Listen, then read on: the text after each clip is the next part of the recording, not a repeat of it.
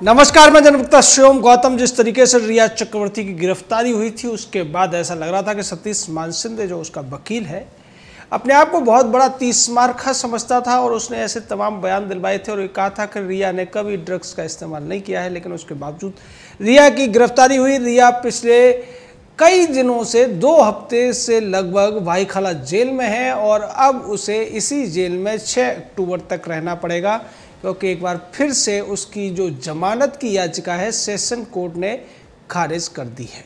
और ये सब तब हुआ है जब सतीश मानसिंदे जैसा महाराष्ट्र का सबसे महंगा वकील इस मामले में पैरवी कर रहा है। और इस वकील की अगर फीस की बात की जाए तो उसकी फीस एक पैरवी की इतनी होती है कि रिया चक्रवर्ती जितना पूरे साल में नहीं कमाती है। उसके बावजूद ये बड़ा ही दिलचस्प है, बड़ा ही रहस्यमय है कि सतीश मानसिंदे जैसा वकील रिया चक्रवर्ती और उसके भाई सौविक चक्रवर्ती के लिए पिछले 1.5-2 महीने से वकालत करता हुआ फिर रहा है।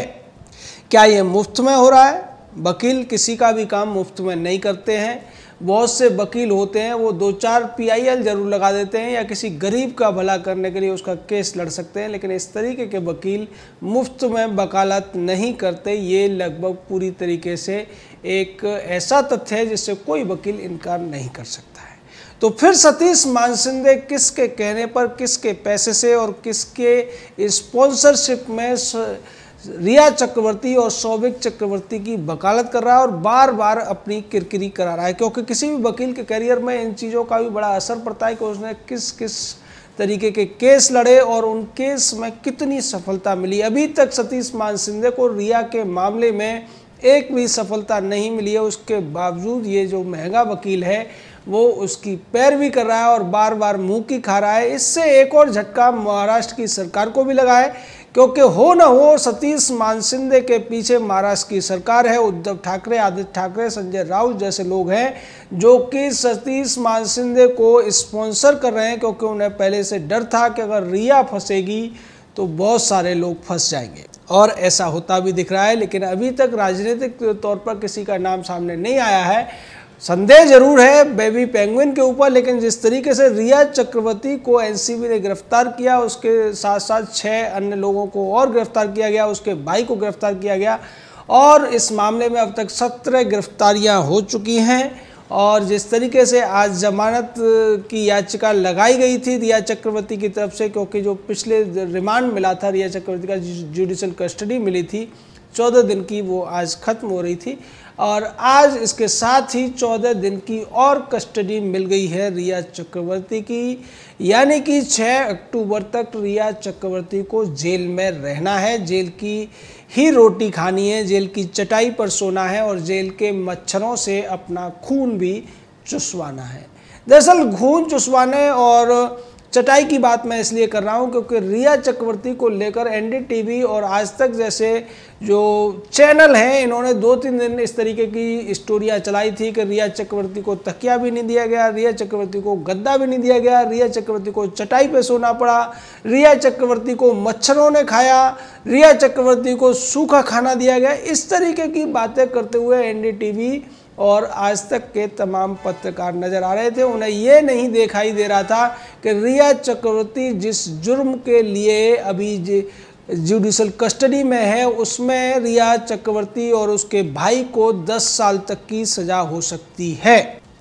यानी अभी तो 1 महीना भी नहीं हुआ है, अभी से ये हालत है। जब उसको 10 साल की सजा बुझ जाएगी तब ये लोग कैसा विलाप करेंगे, कैसा रोदन करेंगे, क्या क्या शोक मनाएंगे, ये देखने वाली बात है। लेकिन देखने वाली बात तो ये है कि अब धीरे धीरे करके रिया वाले स्थिति में तमाम ऐसे लोगों के नाम भी आते जा रहे हैं, क्योंकि जिस तरीके से जया शाह जो कि रिया चक्रवर्ती के लिए भी ड्रग्स उपलब्ध कराती थी और ड्रग्स की व्यवस्था करने का काम करती थी, उसी जया शाह के जो चैट मिले उनमें से दीपिका पादुकोण का नाम भी सामने आया, श्रद्धा कपूर का नाम भी सामने आया और पता ये भी चला कि सारा अली खान भी इस मामले में लिप्त थी। तो निश्चित तौर पर इन लोगों की भी वही स्थिति होने वाली है जो आज रिया चक्रवर्ती की है। और दीपिका पादुकोण वही है जो देश विरोधी नारे लगाने वाले छात्रों के साथ खड़ी हो गई थी जेएनयू में जाकर, लेकिन आज उसके चेहरे से वो सारे नकाब उतर गए और लोगों को पता चल गया कि ये बड़ी बड़ी बातें करने वाली और माई लाइफ माई चॉइस जैसे वीडियो बनाने वाली दीपिका पादुकोण कितनी बड़ी नशेड़ी है, कितनी बड़ी गंजेड़ी है, कितनी बड़ी ये नशे की आदी है। निश्चित तौर पर बॉलीवुड के अंदर नशा बहुत दिनों से चलता है और इसको पहले भी खबरें आती थी, लेकिन कोई भी इस पर हाथ डालने की हिम्मत नहीं करता था। सुशांत सिंह राजपूत की मौत ने एक ऐसा सवाल खड़ा किया था जिसके बाद पता चला कि सुशांत सिंह राजपूत की जो लिव इन पार्टनर थी, सहजीवन में रहने वाली उसकी जो स्त्री थी रिया चक्रवर्ती, वो नशे के कारोबार में लिप्त थी, सुशांत के लिए नशा लाती थी और सुशांत को नशे की लत भी इसी ने लगाई थी, जिसके बाद ये जांच आगे बढ़ने लगी। कंगना रनौत ने इस बारे में एक बयान दिया था कि 90% जो बड़े एक्टर एक्ट्रेसेस हैं या उनकी घरवालियां हैं वो नशे की पार्टियां करते हैं। फिर इसी कड़ी में करण जौहर का एक वीडियो सामने आया था जिसमें रणवीर कपूर से लेकर विक्की कौशल तक, शाहिद कपूर से लेकर अर्जुन कपूर तक, मलाइका अरोड़ा से लेकर दीपिका पादुकोण तक, जोया अख्तर से लेकर मीरा राजपूत तक, ये सभी के सभी नशे में धुत देखे गए थे उस वीडियो में। बाद में इस पर सफाई भी दी करण जौहर ने, लेकिन करण जौहर के खिलाफ भी इस मामले में केस दर्ज हो गया। अब लोग ये पूछ रहे हैं कि क्या इसी तरीके से जो खुलासे होंगे उसमें कितने लोग बच पाएंगे इस बॉलीवुड के इस नशे के जो एडिक्ट हैं उनके अलावा।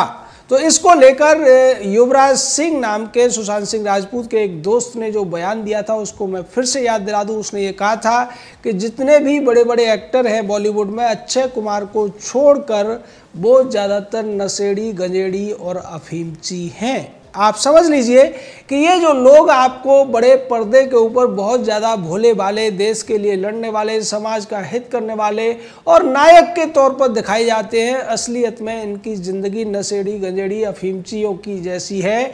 और ये कितने ज़्यादा नशे के लिए व्याकुल रहते हैं वो तो दीपिका पादुकोण की चैट से पता चल गया, जिसमें वो माल है क्या पूछ रही है और इसको लेकर अब वो ट्रोल भी हो रही है। दूसरी तरफ रिया चक्रवर्ती, जिसने अपने को बचाने के लिए आज तक जैसे चैनल पर राजदीप सरदेसाई नाम के एक प्रपंचकारी ब्रह्मजीवी पत्रकार का सहारा लिया और आज तक चैनल बार बार ये दावे करता रहा कि रिया चक्रवर्ती नशा नहीं करती है।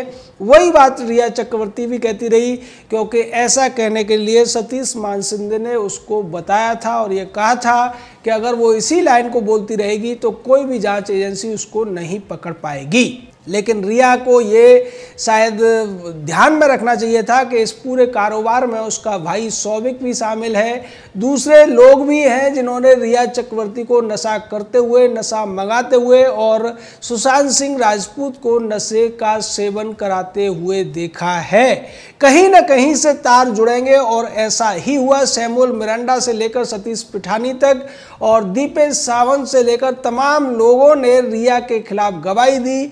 सबसे बड़ी गवाही जो इस मामले में सिद्ध हुई, जिसने रिया चक्रवर्ती को जेल का रास्ता तय कराया, वो थी सौविक चक्रवर्ती की गवाही, जो कि रिया का ही छोटा भाई है। और ये दोनों भाई बहन मिलकर जिस तरीके से सुशांत सिंह राजपूत की दौलत पर डाका डाल रहे थे, उस कड़ी में एक नया खुलासा भी हुआ कि क्वान नाम की जो कंपनी थी जिसमें जया साहबी थी, उस कंपनी को सुशांत सिंह राजपूत की तरफ से 10 करोड़ रुपए ट्रांसफर किए गए थे। इसको लेकर जांच चल रही है।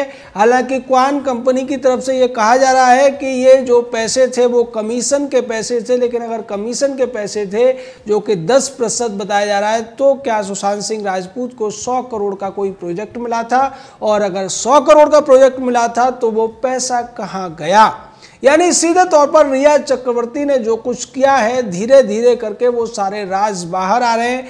रिया चक्रवर्ती और उसके मेंटर महेश भट्ट टाइप के लोगों को लग रहा था कि वो मुंबई पुलिस के माध्यम से तमाम सबूतों को मिटाने की जो अपनी योजना है उसमें कामयाब हो जाएंगे। और इस तरीके से जैसे महेश भट्ट के ऊपर परवीन बॉबी की मौत का कोई भी इल्ज़ाम नहीं आया था, उसी तरीके से रिया चक्रवर्ती भी सुशांत सिंह राजपूत की मौत के इल्ज़ाम से बरी हो जाएगी, ऐसी उम्मीद इन लोगों ने लगाई थी। और इसकी उन्हें पुष्टि होती हुई तब दिखी जब पूरी की पूरी महाराष्ट्र सरकार, महाराष्ट्र का गृह मंत्री अनिल देशमुख, महाराष्ट्र का मुख्यमंत्री उद्धव ठाकरे, उसका बेटा आदित्य ठाकरे और संजय राउत जैसे चमचे भी उनके पक्ष में बयानबाजी करते हुए नजर आए। ऐसा लगता था कि रिया चक्रवर्ती के प्रवक्ता बनकर ये लोगों को जवाब दे रहे हैं। और जिस तरीके से सीबीआई की मांग का विरोध महाराष्ट्र सरकार ने, मुंबई पुलिस ने सुप्रीम कोर्ट में किया था, उससे भी लोगों को शक गहरा गया कि कहीं ना कहीं कुछ ऐसा है जिसको छुपाया जा रहा है। और इन लोगों को अंदेशा है कि अगर सीबीआई जैसी बड़ी एजेंसी इस मामले में जांच करेगी तो निश्चित तौर पर इस मामले में जो अपराध रिया चक्रवर्ती ने किया है, सौभिक चक्रवर्ती ने किया है, इंद्रजीत चक्रवर्ती, संध्या चक्रवर्ती ने किया है, उससे पर्दा उठेगा। और पर्दा उठेगा उन लोगों के चेहरों से भी जो इस सब के पीछे है, कहीं ना कहीं इसमें जुड़े हुए हैं। और जिस तरीके से सुशांत की मौत के साथ दिशा सालियान की मौत भी जुड़ी हुई है, उसके बाद तो एक के बाद एक नए खुलासे होने लगे। लेकिन इन खुलासों का जो असर है, रिया चक्रवर्ती को जेल में रहकर ही सहना पड़ेगा। रिया चक्रवर्ती को अभी जेल में ही रहना है। हालांकि उसकी तरफ से, उसके वकील सतीश मानसिंह की तरफ से हाई कोर्ट में याचिका लगाई गई है, जिस पर हाई कोर्ट बुधवार को सुनवाई करेगा। और इस सुनवाई में उम्मीद नहीं है कि रिया चक्रवर्ती को जमानत मिल पाएगी, क्योंकि पहले ही एनसीबी कह चुकी है कि रिया चक्रवर्ती को जमानत देने का मतलब है कि ये बाहर आकर सबूतों को नष्ट करने का मौका प्राप्त कर लेगी। इसलिए रिया की जमानत होना लगभग असंभव माना जा रहा है। जय हिंद, जय भारत।